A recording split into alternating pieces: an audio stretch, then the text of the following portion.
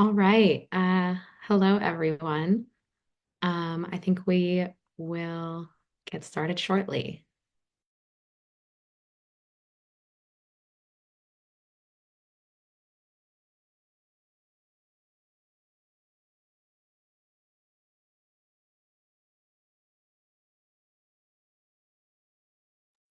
All right, we'll kick things off. Hi, good afternoon or good morning, depending on what coast you're on.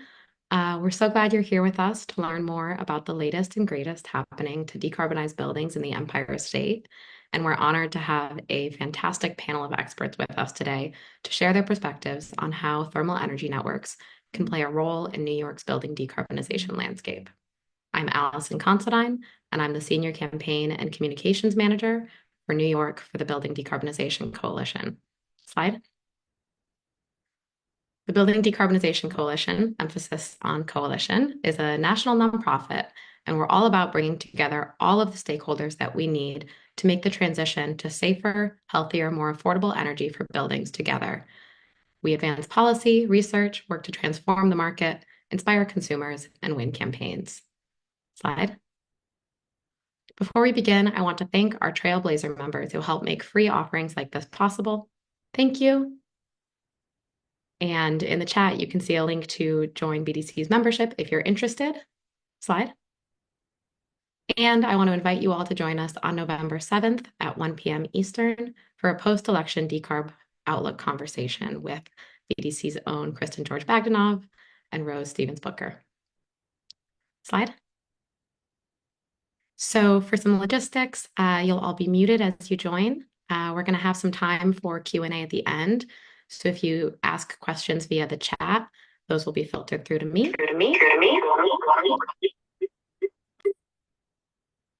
And that's why everyone's muted. And for more information on future policy calls, we invite you to sign up for our newsletter at buildingdecarb.org. Slide. So for our agenda today, after I introduce our amazing panelists, I'll be giving a brief overview of the policy landscape in New York that we'll be discussing and a quick explainer of thermal energy networks. And then I'll turn it over to them to share the incredible work that they're leading to advance building decarbonization in New York. And then at the end, we'll have time for Q&A. Slide.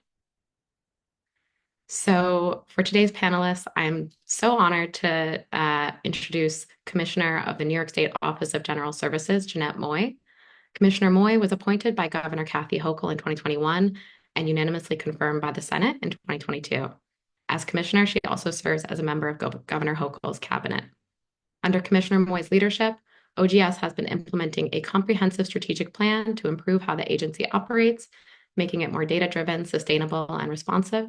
She launched a new division of resiliency and sustainability to help meet statewide climate goals, which include converting the state's light-duty fleet to all zero-emission vehicles by 2035, reducing GHG emissions 85% by 2050, and adapting OGS's assets and operations to the increasing impacts of climate change.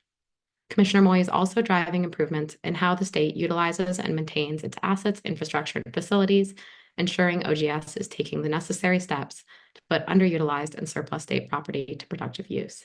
She is further leading efforts to modernize state operations, including capital design and construction initiatives, e-procurement systems, and leveraging New York's immense buying power to reduce government costs and achieve the state's crucial environmental and economic goals. We're so excited to have her with us today to talk about the major energy plans being advanced at New York's state capitol. Next, we'll have Jessica Azulay, Executive Director of the Alliance for a Green Economy, so-called AGREE.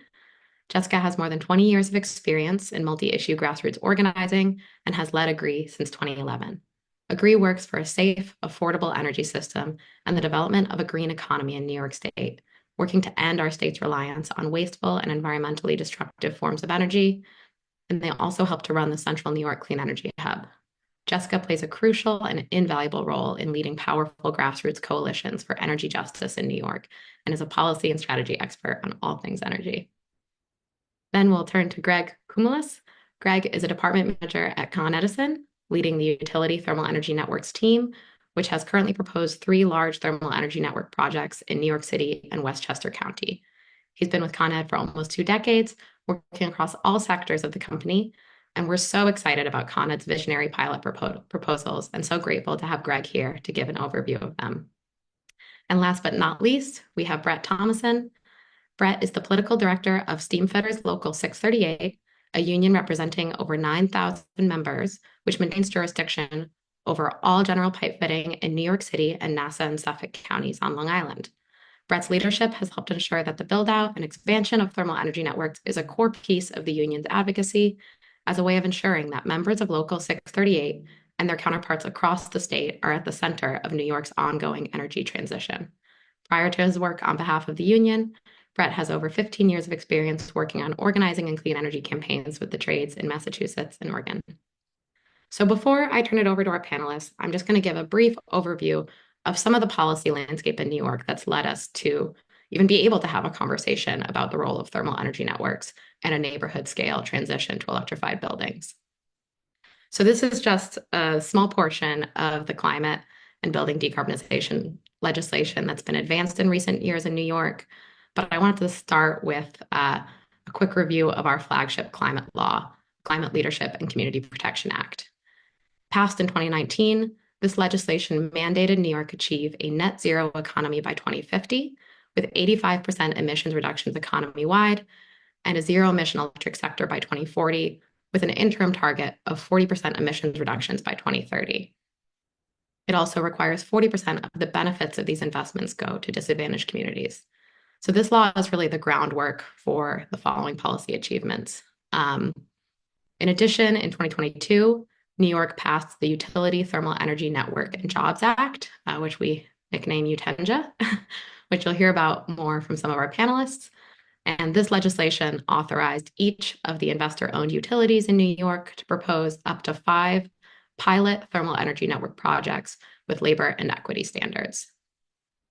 The state has also advanced programs to lead by example in this space, including Executive Order 22 of 2022 and the Decarbonization Leadership Program. The former directed state agencies in a broad program to decarbonize and meet clean energy targets, and the latter directs 15 of the highest emitting state facilities to develop clean energy master plans with thermal energy networks to decarbonize their facilities. And lastly, I want to highlight the city level leadership in New York City through legislation like Local Law 97, which has a goal of reducing the emissions produced by the city's largest buildings 40% by 2030 to achieve net zero by 2050. Slide. So if you're wondering, what is a thermal energy network? This is a very short and sweet rundown, but you can find a lot more materials about this on our website. But thermal energy networks are heating and cooling systems where buildings share thermal energy via ambient temperature water pipes and use a non-combusting, non-emitting energy source, such as geothermal or waste heat. Thermal energy is an abundant source of renewable energy all around us. Wastewater systems, energy-intensive buildings, bodies of water, even the ground beneath our feet contain heat that can be harnessed with heat pumps and transferred into and out of buildings to provide heating and cooling. Like wind and solar, thermal energy is a renewable energy resource that can be harnessed to create an emissions-free built environment. So as you can see in this little diagram here, every building on the network uses a heat pump, ground or water source, and they're designed to use the thermal resources of the location, whether that's a wastewater treatment plant or a data center or a geothermal bore field. This allows buildings to share and conserve thermal energy, allowing highly efficient operation. Slide. So without further ado, I'll turn things over to Commissioner Moy from the New York State Office of General Services, and we're so excited to hear your presentation. Thank you. How are you doing? Thank you so much for having me here. I just want to start off by moving to the first slide. As an introduction, again, my name is Jeanette Moy, and I'm Commissioner of the New York State Office of General Services. I've been in this role for 3 years, so I lead this organization, which has a significant amount of services over our built world and our design and construction activities. I want to thank Lisa Dix, the Executive Director for the Building Decarbonization Coalition, and Allison at BDC for inviting me to participate and share our information with all of you, and for Kristen at BDC for helping to organize this call. It's an incredibly important and vital topic. So let's move to the first slide. For those of you who are not familiar with the Office of General Services, we have a number of support activities that we do on behalf of the state of New York. We're much like the scaffolding and support entity for other state agencies. We oversee and manage a pretty comprehensive portfolio of buildings, which includes about 150 buildings and structures that are either owned or leased property. It totals to about 30 million square feet across the state of New York. That is, every part of the state, from Watertown to Buffalo, New York City, fairly comprehensive. And our buildings support 30,000 state employees. Now, as mentioned before, New York State does have very bold goals around decarbonization. And as part of being on the governor's cabinet, we've been focused on the CLCPA and looking to reduce economy-wide emissions by 85% in 2050. And the governor has very much made it one of her top priorities to focus on leading by example. Now, over the past decade, OGS has been significantly reducing its energy efficiency or improving its energy efficiency. It's been happening well before I got here. One of our top priorities have been looking to reduce our energy usage, and much of the low-lying fruit, LED conversions, and some of the other things can reduce our energy usage. We've almost hit the end of those activities. We are now, there is a program that NYPA had which looked to achieve energy efficiency and a reduction of about 11 trillion BTU of energy savings by state facilities by 2025. We are now 90% of our NYPA Build Smart goal, which we're incredibly proud of. Now, all of this work that we have in our agency also, as I know was mentioned in my introduction, we have also been focusing on how do we implement sustainability and resiliency principles across all of our divisions, whether it is our procurement activities, whether it is our built world activities or construction. We work through the Green New York Council, which is a council of different state entities. And we've issued clean concrete guidance, which is reducing the amount of embodied carbon that is produced when creating concrete, which are local emissions here in New York State. And we're looking to incorporate our sustainability goals into our capital planning process. So those are our top priorities. The next slide, please. Now, overall, our organization, I mentioned a little bit before, we've been able to reduce our energy usage by installing LED lighting. We've also been able to reduce our emissions themselves by electrifying one of our chillers. Now, we began the process about 3 years ago of looking at the overall energy usage here at the plaza with the goal of finding additional ways that we can reduce our energy consumption. As Governor Hochul came on board and as she assumes the position of governor here in New York State, she asked us to refocus our work to look at decarbonization writ large. So we are part of that decarbonization leadership program, DL15. We are one of 15 campuses across the state that are the dubious honor of being highest emitting. And so what we did was we took our infrastructure master plan around energy and we focused it on decarbonization writ large. And the work around those activities really came to conclusion over the past few months. And Governor Hochul has announced $100 million in funding that will allow OGS, my agency, and NYPA, which is the New York Power Authority, does significant amounts of our power work, to address the first phase of our decarbonization plan for the Empire State Plaza. This is really substantive change. It will allow us to have the full completion of our first phase of work and will eliminate over 20% of greenhouse gas emissions that are produced when we run the Empire State Plaza. There are multiple phases to this work. There are 3 phases, in fact, which I'll speak to in a little bit. But in the first 2 phases alone, we will see a 50% reduction in greenhouse gas emissions. That third phase will achieve an additional 39%. So significant reduction in local emissions. What does that mean? It means better air quality in the local area right here in downtown Albany. Now, all of these potential gains, because of the fact that we've done so much work around energy efficiency, we now have to go into long-term investments and coordinating in order to make sure that we're prioritizing this work, because it's going to require a significant and complex change to much of our infrastructure. Next slide. So a little bit about the Empire State Plaza. And for many of you who are in the Albany area, you may see portions of it, but the scale of the Empire State Plaza is significant. We sit on 98 acres of land. We have 20 buildings. We have 14 core buildings and about 12 million square feet of office space.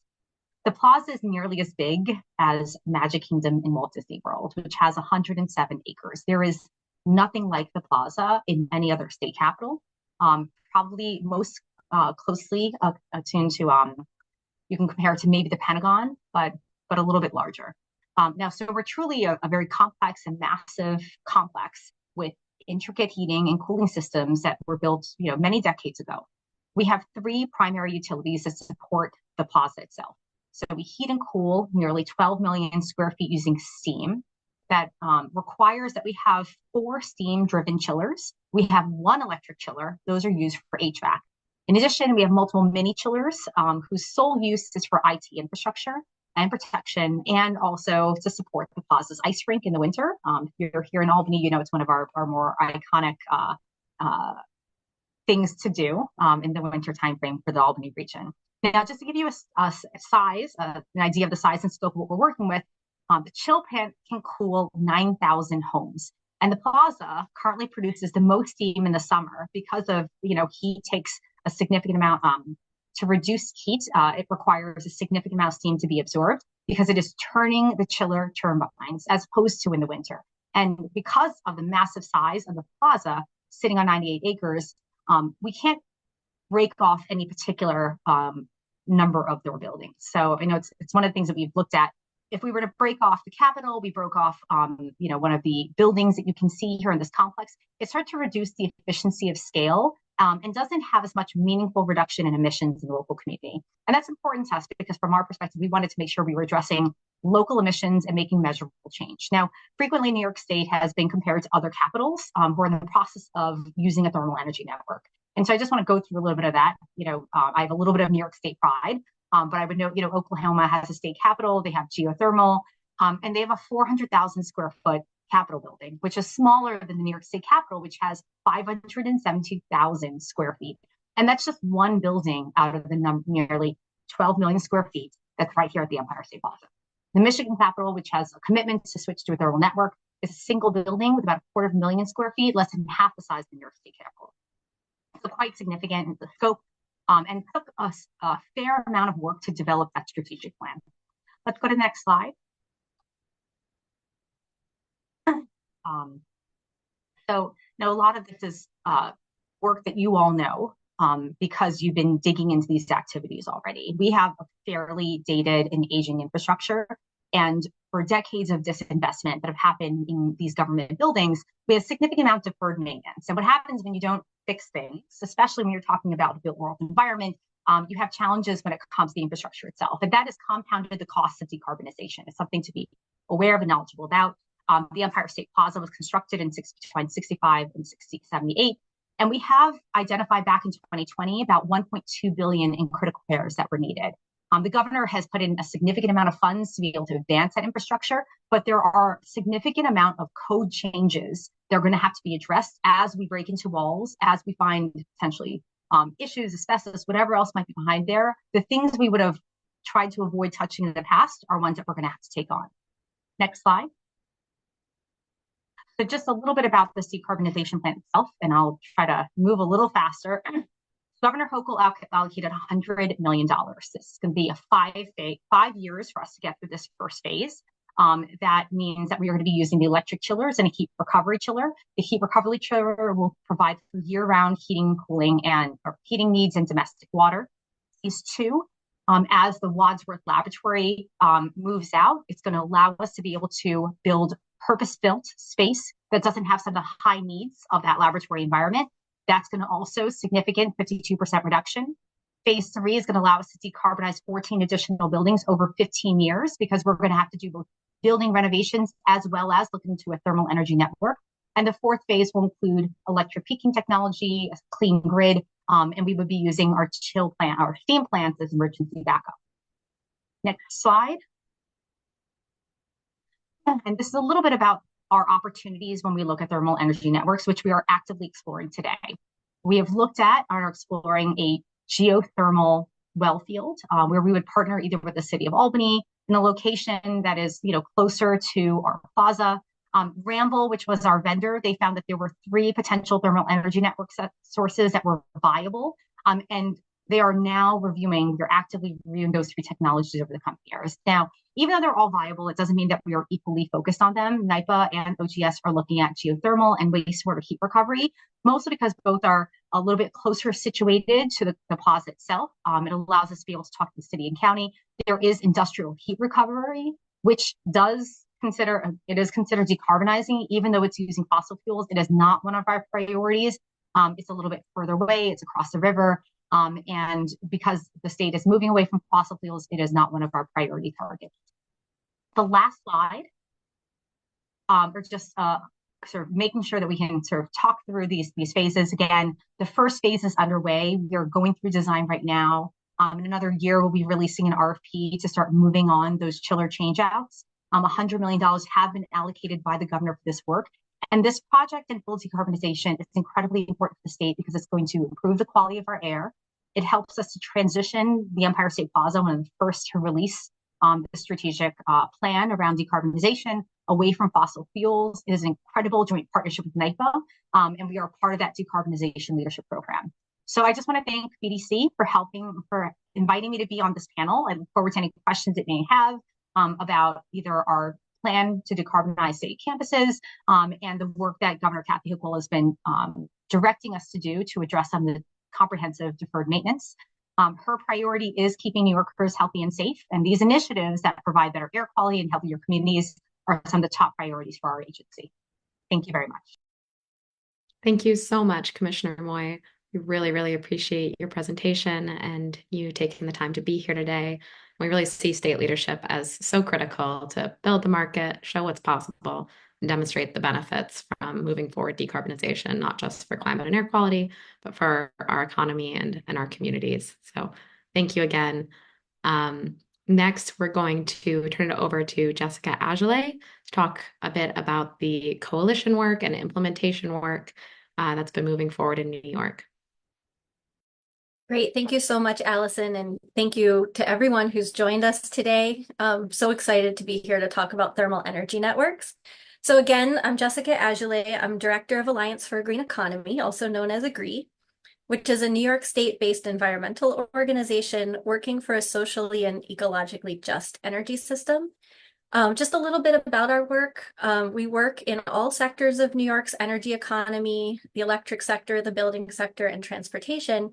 But these days, we do have a particular focus on buildings because they're New York's largest source of greenhouse gas emissions.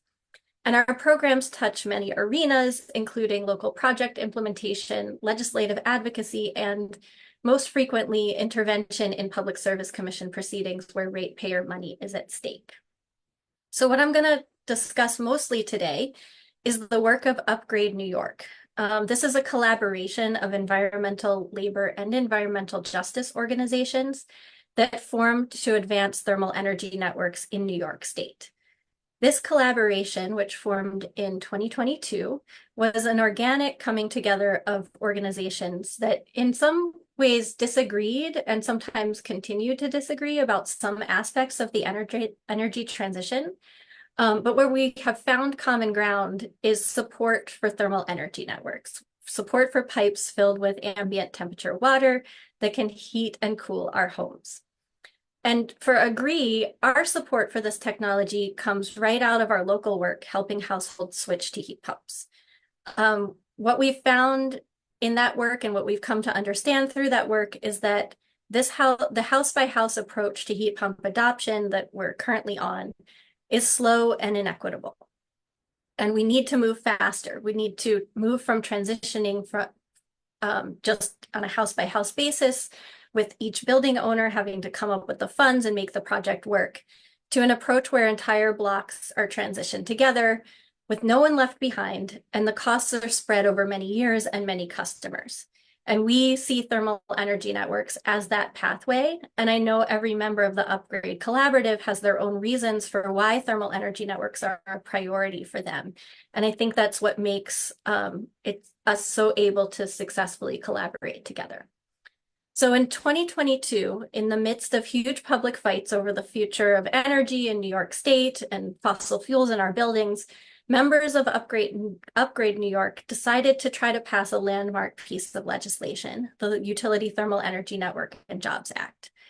The goal of this legislation is to open up a path forward that we're all excited about, and to demonstrate the viability of thermal energy networks and build the regulatory framework and utility business model that will support these projects in the long run.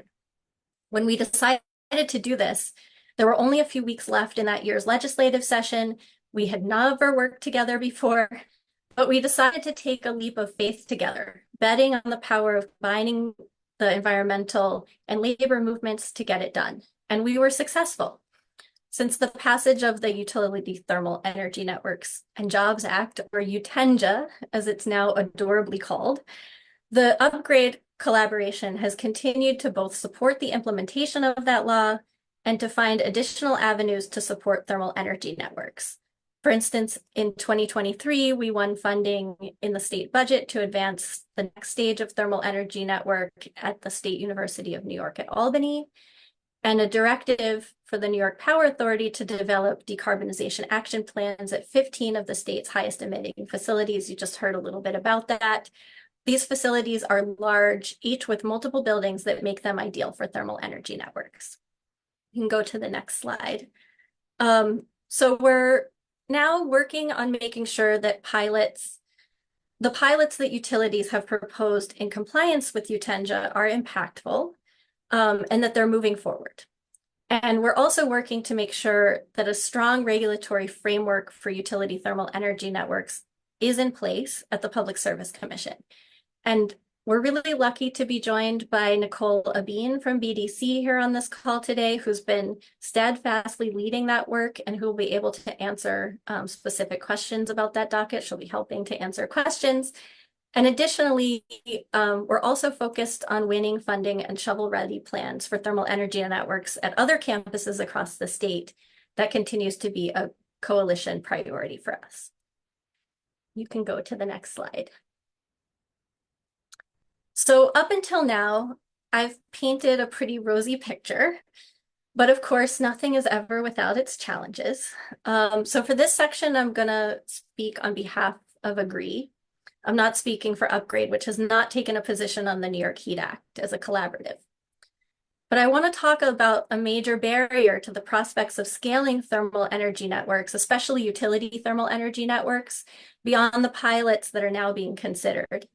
And that is the outdated provision of New York's public service law, which mandates that utilities must continue to serve gas to new and existing customers in their service territories, despite what our climate law says about the need to phase out fossil fuels, and despite circumstances in which utilities could and would be able to provide customers with quality heating, cooling, and hot water services with thermal energy networks. So what this means is that most of the utility thermal energy network pilots that are being proposed will be built alongside the gas system. They'll not be enabling full decommissioning of the gas pipes in the areas where they are built. This isn't all of them, but most of them, because as long as at least one customer with gas service insists on staying with gas instead of moving to the thermal energy network, the gas system will have to stay in place. Going forward after the pilot phase, it's likely not going to make sense or be affordable for ratepayers to pay for two sets of pipes. And since the public service law mandates that gas is the default service, the gas system will be the system paid for by ratepayers in those cases, and utility thermal energy networks might become rare. We're working hard to change that part of public service law with the New York Heat Act so that thermal energy networks can have a level playing field when utilities are making investment decisions about how best to meet their customer needs. Next slide. A couple more notes before I end. In addition to advancing thermal energy network projects at the Public Service Commission and through the decarbonization of state facilities, there are a couple of other immediate opportunities we're wrapping our heads around. One is that New York is in the process of creating its next state energy plan, where we have a chance to see long-term commitments made to advance and fund thermal energy networks. And another opportunity is the Public Service Commission's Grid of the Future proceeding, in which regulators are looking to advance customer-centric strategies to reduce traditional electric infrastructure investments. Because thermal energy networks provide opportunities for electric peak reductions and thermal storage, we think there's a lot of potential for this technology to be recognized there for the beneficial impact on the electric grid. Thermal energy networks, especially networked geothermal models, are 6 times as efficient as the best gas furnaces and more than twice as efficient as air source heat pumps, creating an opportunity to reduce demand on the electric grid as we electrify buildings. So we've really got our eye on that proceeding as well. So with that, I will end and pass it over to the next person. Thank you, Jessica. We're really so grateful for you taking the time to present today and for the work we do together as part of the Upgrade Collaborative. And yeah, taking us through that high level on some of the opportunities and some of the barriers to truly scaling this at the state level. So I will pass it over to Greg next. Thank you very much. I'm going to have just one slide in the background while I speak, just because there's kind of a lot of information, and probably to introduce a little bit. So for those of you not from the New York area, Con Edison, we are the distribution provider for electric, gas, and steam for New York City and the Westchester area. We have over 5 million customers, so we're a pretty big utility, investor-owned, been around for, we just eclipsed our 200 years doing this as a company. We're very close to the different energy landscape, and we have a very diverse loading of our area between downtown Manhattan or Midtown to the more suburb areas of Westchester County.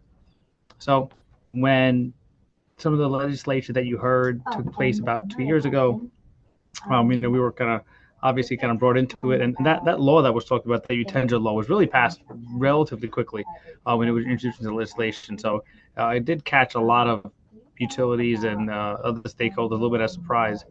Once it did get passed, we realized that this was an opportunity for us as a company, where this would be something significant. These thermal networks, they really are a new commodity. It's a different type of energy transfer that utilities, at least traditionally, have not been in the business of. So we were challenged to come up with some proposed pilot projects. Though the law required utilities like ourselves and some of our fellow New York utilities to propose between 1 and 5 pilot projects. In looking at our geography and dynamic, we took a little bit of an aggressive approach where we really wanted to identify 3 different types of projects. One that was very much unique to our Midtown Manhattan area, with very large commercial office buildings that are very close in proximity to each other. The other one was something that's unique to a lot of big cities, are very large, dense residential buildings. So we wanted to find a project like that. And then we wanted one that was more like some of our outer boroughs or more suburban areas, which would be, smaller 1 to 4 family homes and some other mixed use buildings in the community. So we went out for different process to look at some existing projects, also look at some projects that were potentially on the market that could be transformed into a utility thermal energy network. And below what you see here, or on the screen there you see here, is where we landed. I apologize, some of the formatting got a little bit funky on the Rockefeller Center project there. But we picked 3 projects. So our first project that we are currently designing right now, we're designing all 3 projects currently, is in Rockefeller Center. So really the one you see on TV, if you're not from New York, right under that Christmas tree, that's a big campus there that spreads across several city blocks, owned by one entity, and they already interconnect 11 buildings currently, and run them pretty efficiently. But just the nature of large commercial office buildings, they really are cooling dominant, so they're cooling all times a year. And even in the coldest day in the winter in New York, you'll have that building releasing hot air into the atmosphere. So what we're doing there is we're capturing that hot air that they're cooling, and we're going to be transferring it into thermal network piping. We call it in New York State the UDS, distribution system piping. And we're going to connect it to 3 neighboring large commercial office buildings, which will be then using that coupled with large heat pumps to produce heating for the buildings. So a pretty complex project, getting large pipes across the very, very, very congested streets of Manhattan is going to be a big challenge.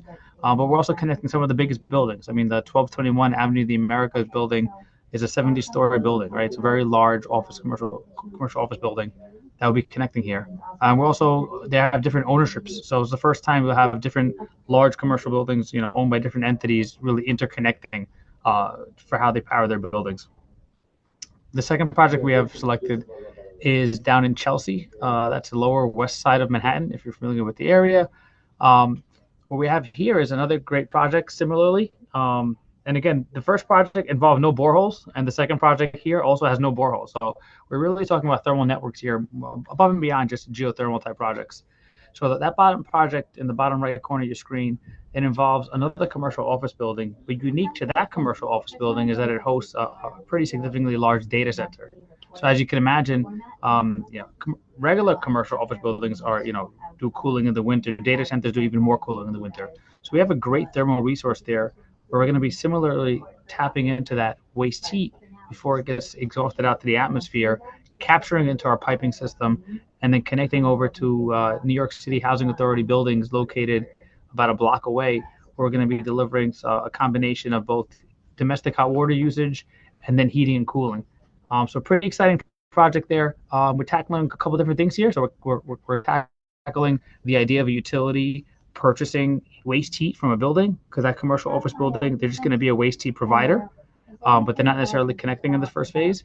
And then we're also right now working on how to retrofit, vintage buildings with a solution that could be adaptable to these type of networks. And those buildings are they're currently Con Edison District Steam customers with steam radiators. So it is a bit of a technical and feasible and resident impact challenge to be able to retrofit them. And that's some of the learnings that we want to get out of that pilot project.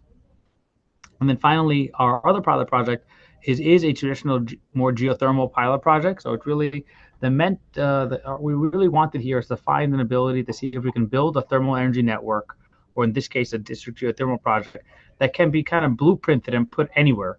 So we chose a location that's not necessarily near a direct thermal resource. We wanted to find a project that had a couple different aspects to it. This project actually started because we were targeting sections of leak-prone gas pipes. So kind of going back to some of the comments you had earlier, there is a section of gas pipe that is from 1890s, an 8-inch gas pipe, history of leaks on it. But it's also a key thing here, there's some redundancy to that piping. So one thing that, as the evolution comes here, and this is where we kind of thoughts start to evolve of where these tools in the toolbox lay, that gas section of piping, we're able to actually not have to replace it, which is great. If we can get those 9 buildings to kind of convert over to a thermal network and electrify. But the rest of the piping in the area, you couldn't just do that, right? Because our gas systems, they're kind of complex and interconnected, right? So sometimes you can find sections of pipe that you can maybe not have to replace because there is some redundancies in that system here. And that's the section there. So if we can connect all those 9 buildings, we could retire that main and not have to replace it, which is great to our gas system. The rest of the networks here, they're connected in a piping system here, a closed loop ambient temperature system supplied by, we're targeting right now 3 bore fields, probably 100 to 130 boreholes. We're going to be digging our test borehole actually in this project, hopefully in the next few weeks. We're targeting to go down about 800 feet for the test borehole. We're connecting a variation of buildings here from single family to 1 to 4 family. We have 6 different churches. We have a fire station. We have a recreation center, medical office building, a few different low-income housing buildings. So it's a really great, diverse project that we're targeting. This is a challenge too. We're doing this project. It's all voluntary for the customer. So there's a tremendous outreach effort going on and marketing effort here. So this is kind of what we're doing right now. I know it's a lot going on. We're excited. Our goal at Con Edison, we see this as a great opportunity to learn, invest heavily on design, be able to build these projects out, get the learnings, and then try to figure out how these type of networks can indeed be a tool in the toolbox. We also see this as really a great tool to efficiently or more efficiently decarbonize buildings. And by doing that, as there is a transition to meet our New York State goals on towards our CLCPA goals, we want to be able to do it without impacting our electric grid as more, right? So if you know anything about electric grid, summers are where our peaks are. If everybody switches over to heating, now winters become the peaks. And the way that our grid is set up, they're kind of networks in different pockets and areas. So potentially, if we can find out that we have an electric network that during the transition to full electrification may require a significant amount of upgrades, if we can find the perfect U10 that can be put in that area that can limit those amount of upgrades, then we really see benefits to our electric system here. So, a little bit different taste of where we think the benefits are here. Definitely it looks like, these as a tool in the toolbox will be great to have. We're going to make sure that we can do it. We're going to build them and test them. For more information on what we're doing, got the QR code up there, so feel free to get your phone and scan it. That takes you to our website. All of our information is there, thanks to the way New York State is set up. All of our project proposals are all there. We also have a landing page just for the Mount Vernon project, because we are doing some recruitment in the neighborhood for that project. So you can find tons of information there for what we're doing there, and always available. There's a link there. You can email it, go right to my team, and you can send us any emails or contacts. Just a little bit of a background. Thank you so much, Greg. We really appreciate Con Ed's leadership here. I think these projects are just such an exciting demonstration of how much design flexibility exists under the umbrella of thermal energy networks. As you just took us through, it's also just striking to think about, we're finally at a place with potential new models to really retire gas piping that's over 100 years old. And we're, I think, at an exciting inflection point in this type of clean energy solution. So next, I will turn it over to Brett to close us out. And thank you so much for being here. Allison, and thanks everyone for joining. As was mentioned, Brett Thomason, I'm the political director at Steamfitters Local 638. We're a member of, or a union of approximately 9,300 members in New York City and Long Island, and our members maintain jurisdiction over all of the pipe fitting in the 5 boroughs and out on Long Island. So that's a membership that has historically worked on the mechanical systems in buildings and power, and as well as power plants that have been powered by fossil fuel. The union was formed in 1884, so everything from coal to oil to natural gas have been what has powered the mechanical systems that our members have historically installed. So obviously the transition to thermal energy networks is just a critical part of the future of the business to sustain our membership. So I'm gonna talk a little bit about the training model that our union has, and that is going to apply to every building trade union in a general spec, and then use that to kind of transition into why the Upgrade New York collaboration is so unique and so critical to us. So like I said, Steamfitters are responsible for installing the HVAC system in large buildings and across New York State, and I should say also we're part of an umbrella organization of 13 other pipe trade unions that make up the New York State pipe trade. So all of the work we've heard about today, going across New York State, will implicate either our union or our counterparts across the state.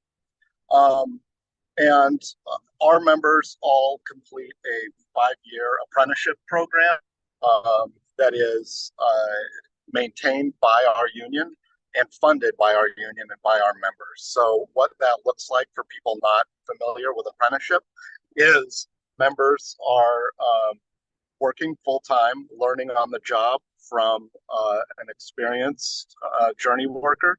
And then at night and on the weekends, they are going to school. And that school is a training center that is fully funded by our membership and run by our union jointly with our employer contractors. And in that training program, they're doing 5 years of hands-on and classroom training to complement their 40 hours a week of on-the-job training, in which they're being paid a wage that escalates every year as they graduate year to year, with full benefits, a pension, 401k, health, vision, and dental for them and their families. So we're talking about kind of family-sustaining wages with the best benefits that you can get in this country, and culminating in right now a journey worker rate, a wage package that's approximately $125 an hour. So solid middle class wages that allow you to afford to live in a high cost of living state like New York.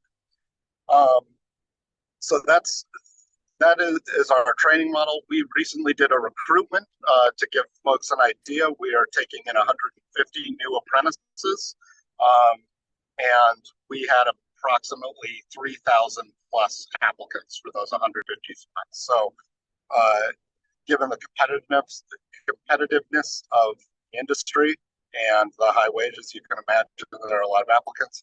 We were only able to take in 150. What I think is kind of critical to understanding that 150 number is we the number of people we're able to take in and train and indenture into the union is directly tied to the amount of work we have coming up. So we are not in the business of training people for jobs that don't exist. So as we project how much union steamfitter work there's going to be, that's what we recruit to fulfill that need. So there's a direct line to the more union jobs there are available and the more project labor agreements we have signed, the more people we can take into our union and bring them into the middle class. So that's our training model, and that's why being centered with a coalition like Upgrade New York that is steering kind of the next generation of pipe work is so important to us, because the more jobs we can secure and anticipate, the more folks we can bring into our union and the other unions in the building trades and in the pipe trades. The other thing to know, I mentioned our training is fully funded by our members. So for every hour a member works, a few cents go into the training fund, and that training fund supports our school.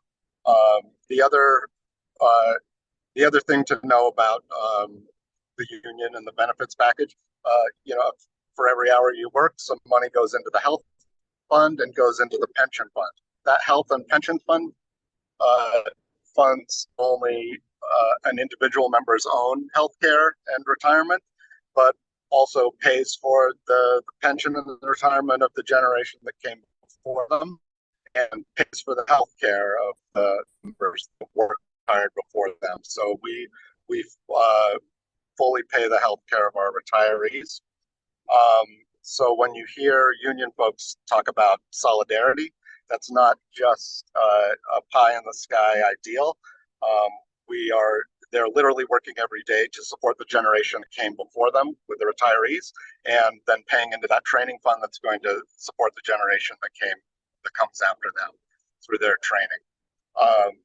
So that's kind of an overview of how our members work. Now, I want to kind of pivot that to I mentioned that historically, most of them have worked on systems that are powered by gas. So when you heard Allison and Jessica talk about the policy landscape in New York, you can understand that in the past few years, a lot of our members and some of the leadership of our unions have been concerned when they see the phase out of especially natural gas and the move to renewable energy.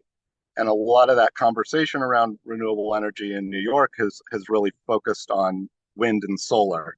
And so for the pipe trades and a union like ours, there's been an open question of where the future of that industry is going, and kind of what the HVAC and mechanical systems and buildings will look like, and if there will be a place for steam fitters and pipe fitters.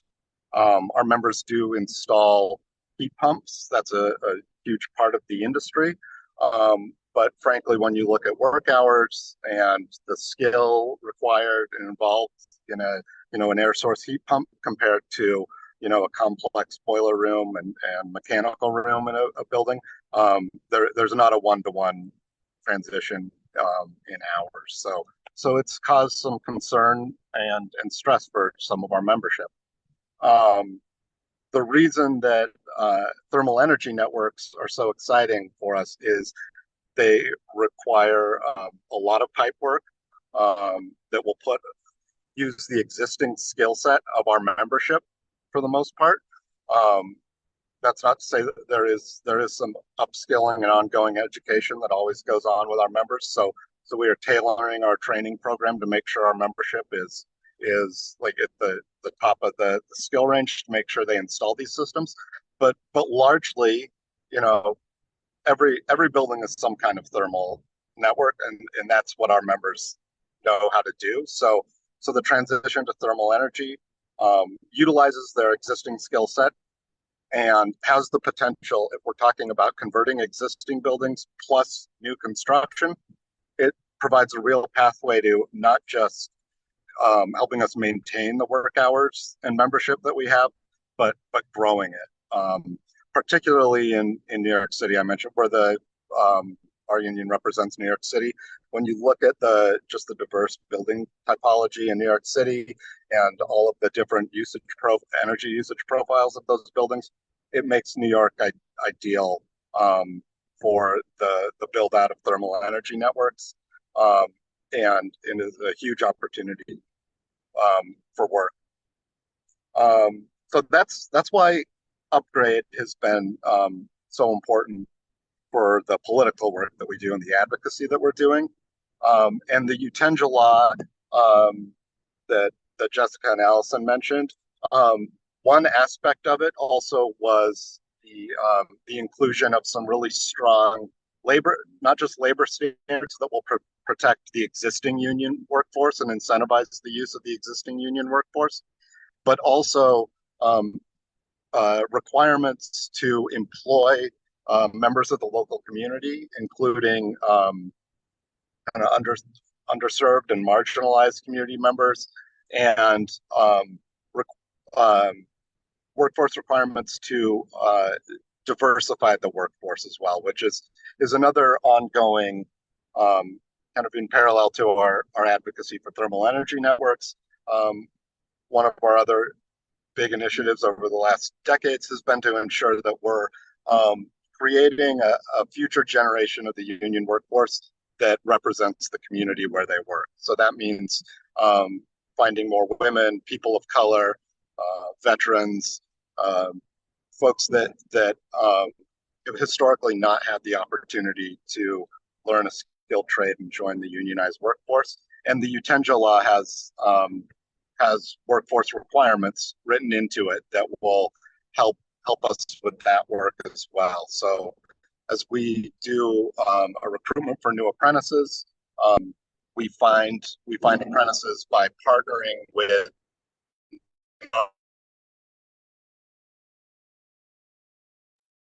out into the community. They recruit candidates that are interested in working in the trade.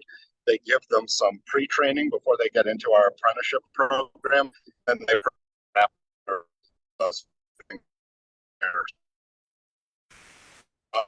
They're able to support that coming into trade might not have, a father or an uncle who worked in the trade. Unfortunately, you're breaking up a little bit, though we had amazing service up to this point. But I'm wrapping up, so I can wrap up there if my reception has gone bad. Sorry, I'm joining everyone from the road. But awesome. Well, thank you, and we so appreciate you joining us all from the road, and are so grateful to be in partnership with you and the Steamfitters to make sure that good family-sustaining union jobs continue to anchor the energy system. So with that, I'm going to open the Q&A with a question for all of our panelists, and we invite you to ask questions in the chat. Recognizing we only have a few minutes left, we will try to follow up with the panelists with questions you send us. And I wanted to remind folks that we'll send out, I think, the recording and notes and slides from this meeting in the coming days. But just to get going, given that each of you represents, kind of a different stakeholder segment in this transition from government to advocacy, labor, and utility, I'm hoping you can share what lesson learned you would urge your counterpart in another state to consider in working to advance thermal energy networks. And I'll start with Commissioner Moy. Thank you. I appreciate that. So the study that we did was incredibly comprehensive. I think one of the things I would advise is to have good community conversations early in the process. I think ensuring that we're talking about what are our priorities as you go through, a build out or a design of this fashion, making sure that you're dispelling concerns around your intentions, and then delivering on your promises. So if you're saying you're going to deliver a strategic plan, one of our priorities for this energy master plan was to make it public. So we wanted to ensure that we were educating individuals around the size and scope of the problem. We wanted to educate individuals about all the opportunities, because they do require significant amount of investments and potentially some disruption, particularly to our state workforce. So we want to make sure that the complications and challenges as we go through these types of complex, very expensive projects to overhaul our infrastructure are well understood by all parties. Thank you. I'll pass to Jessica next. Yeah, thank you. I think, one of the things that I would emphasize is the importance of building collaborations around really focused on shared goals, and where there's win-win-win for everybody involved, and really staying focused there. You know, as I mentioned, not every group in the upgrade collaboration agrees on everything about this transition, but we are really excited and passionate about thermal energy networks. And so really focusing our collaborative work there together, and trying to get projects moving and get those projects done, rather than kind of getting bigger around, you know, other things that we may or may not agree on, I think is really important. And to really slow down and find that common ground, and really ground the work in the common ground. Thank you, Jessica. Greg? Yeah, I think the biggest part is really I encourage the focusing on the understanding of these systems and how they work and how they impact our existing systems, whether it be gas or electric. I think that a lot of progress has been made very fast based on some of the real pioneers of this space, right? That we saw kind of in the Northeast, right, in Massachusetts, and they've done some amazing things. And people on this call to even bring this to the table and having companies engaged. You know, I think now it's important that both the companies themselves, your regulating authorities, and the other stakeholders start to peel back the hood a little bit and see how do these really work, how are they impact, and where do they make the most sense. Because as we do, we're finding a lot more out, and we're still excited about them, right? Which is the great part. So do that and try to get the support to leverage and lean heavy on your company's teams to invest it. Anything that's a new commodity is a giant effort, and if we don't lean in heavy on it and really put the right resources on it, it could also become a giant liability and failure if we build something that doesn't work right, and it can kind of hurt the whole industry. So it's really important that, you know, collectively we all invest heavily on the design and implementation of these things for the pilots so we are successful. Thank you, Greg. Brett, it seems like we've got you okay service-wise, so I'll pass it to you. All right. So I would say it's, I guess, for kind of union counterparts in the building trades, it will be important to understand that the energy transition is coming, and so I think we're well past the time where we can be oppositional to it or hope that it won't happen, which I've seen happen with too many locals and too many building trades councils across the country. So it's important to understand kind of where our role is and making sure that our membership is centered at it, and that it's an opportunity for more work. So politically, I think that's the lesson that we have to learn. And then on the business side, it's more organized, and our agents recognize where this work is being done and go out and capture it so that it is done by a unionized workforce rather than by an unskilled, untrained, and exploited workforce. Thank you, Brett. And recognizing that it is 1:59, we've got your questions written down, and we'll try to share them out and get them back out to you, and we'll send out slides and notes by the end of this week. And just, I want to say thank you again to our panelists. We're so lucky to work with such smart, dedicated experts and leaders. Thank you to the BDC team, including Kristen and Tiffany, who make this call happen so seamlessly, and to all of you for attending, taking the time to do a deep dive on New York's policy landscape with us. So look out for materials. Thank you again for joining us, and I hope everyone has a wonderful rest of their day.